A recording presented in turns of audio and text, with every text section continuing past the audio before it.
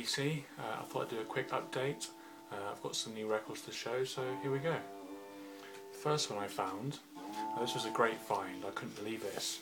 Now this is an original mono copy from 1966, I think it was, of Fresh Cream by Cream. How cool is that? An original mono copy. You can see there. That is the one, that is the original. How cool is that? Yeah, I was pretty amazed when I saw that. I paid £30 for it, which is a really good deal actually. These are worth a lot more than that in good condition.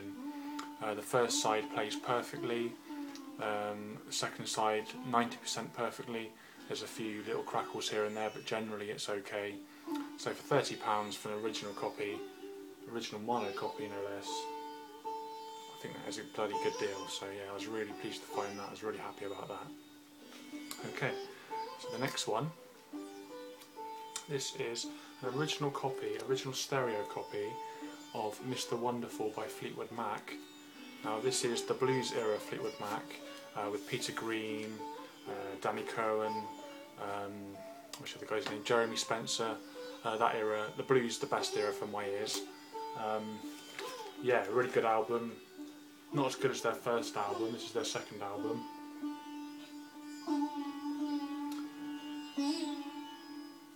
Someone's written the names of each band member there, whoever owned this before, but that's okay. To have an original copy is pretty cool. This is quite a funny cover. It's got Mick Fleetwood on the front. It folds out with him wearing some leaves there, and he's got a dolly and a, I don't know what, like a dog or something. Yeah. If you like your 60s blues, your English British blues, then definitely check that one out, it's really good. Next up, this is a good find. Albert King, I Get Evil. This is a 2 LP set, gatefold, opens up.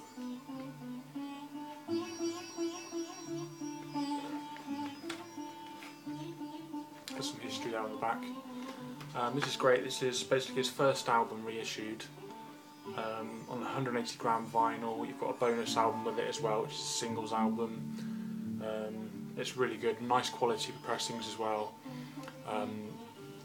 They sound great basically. I've been looking for some Albert King on vinyl for a while. I used to have like a compilation of his, but it sounded absolutely terrible. I don't know what, I guess the way it was pressed, it sounded awful.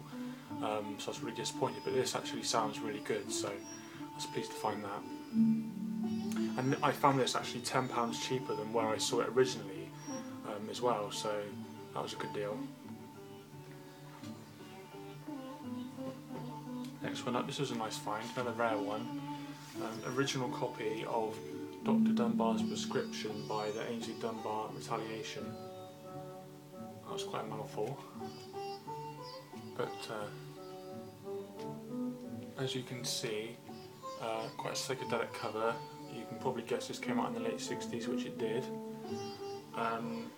Typical kind of English British blues of the 1960s, that kind of vibe really. Basically I think it was called the Aynsley Dunbar Retaliation because Aynsley Dunbar left or got fired from John Mayall's Blues Breakers, so this was literally his retaliation to that, and that's why it was called that. It's good, got some good players on here. Yeah, I recommend it if you like your kind of late 60s British blues. Check it out, this is a good album actually.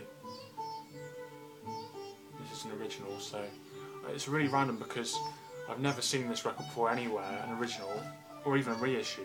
And I bought this and I went into like a local record shop, like a, not like an independent place, a big place. And they had reissues of this album there, and I've never seen this album anywhere before, so I was like, that's really weird. The moment I buy this album original copy, I suddenly start seeing reissues.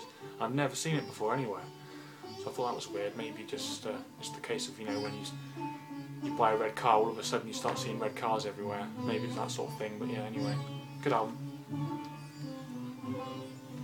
Next one. This is what I've been listening to lately. That's all the ones I've been buying lately, but I'll show you some what I've been listening to as well, just because it's fun. Blind Faith, their first album. and their only album, to come to think of it. If you don't know, Blind Faith was Eric Clapton on guitar, Ginger Baker on drums, so you've got half a Cream there, or 2/3 of Cream rather. And then you've got Steve Winwood on vocals and keyboards, and then Rick Gretsch, I think how you pronounce it, on bass. So basically a super group. And I heard when they were forming this, kind of Clapton wanted to get away from Ginger Baker, didn't really want him in the band because of his drug problems, which is ironic because a couple of years later Eric got addicted to heroin himself, so it's a bit ironic, but there you go. But yeah, besides all that, it's a really, really good album, a classic of the 60s if you know your 60s stuff. The cover is a bit controversial because the girl is very young, as you can see. Yeah, so that was a bit of a controversy. But besides that, it's a really good album. I think in America this cover wasn't actually issued with that because of the young girl. But anyway, it's a really good album if you like your late 60s rock, if you like Eric Clapton especially, if you like Steve Winwood especially, if you're a fan of Cream, if you're a fan of Steve Winwood's work, definitely get this album. You will not be disappointed. It's fantastic. Brilliant solos, amazing vocals from Steve Winwood, beautiful songs, top of their game basically. So if you like those guys, definitely buy this album if you see it. It's just called Blind Faith, self-titled, 1969, classic. Okay, next up, the Pentangle, Basket of Light. This is like a classic folk album, folk rock, psychedelic folk. Basically, if you know the Pentangle, you know legendary musicians, Bert Jansch. Just everyone on this LP is great, basically. I'm trying to think of the lady's name that sings, Jackie McShee. Beautiful voice, I mean, absolutely beautiful. I mean, if you like people like Sandy Denny, that kind of era of folk, beautiful, relaxing, lovely music with great musicianship, then definitely buy this album. You will not be disappointed. At least check it out on YouTube. If you want to kind of relax and chill out with some lovely music, this is the album to do it with.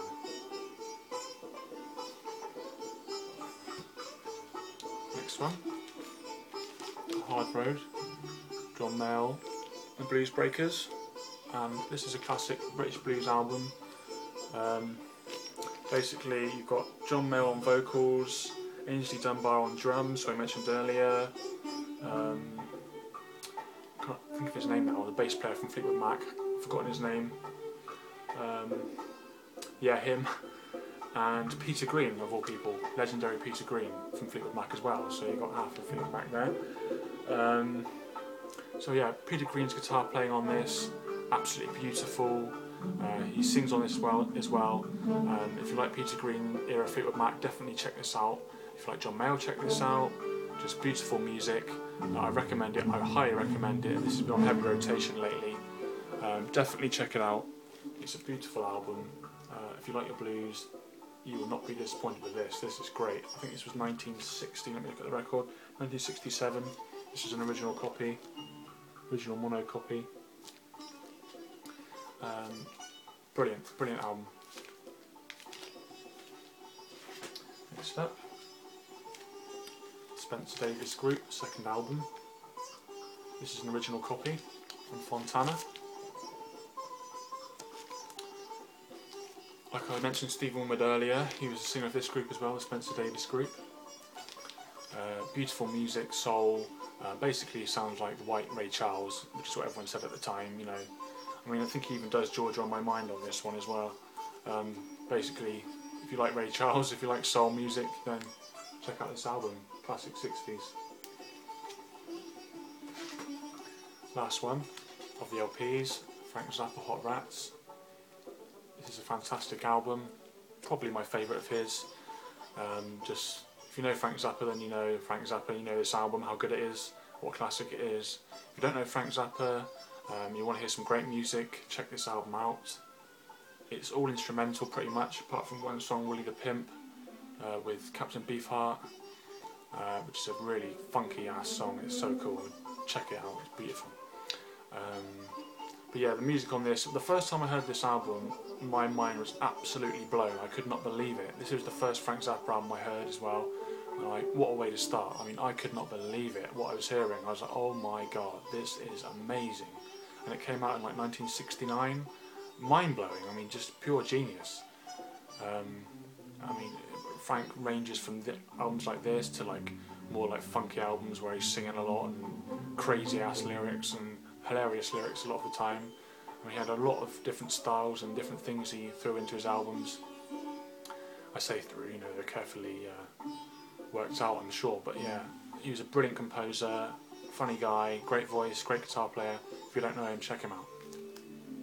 Especially this album, because it is. And then my last thing to show, I found a 7-inch single the other day, original, The Shadows. It's really cheap, and I kind of bought it just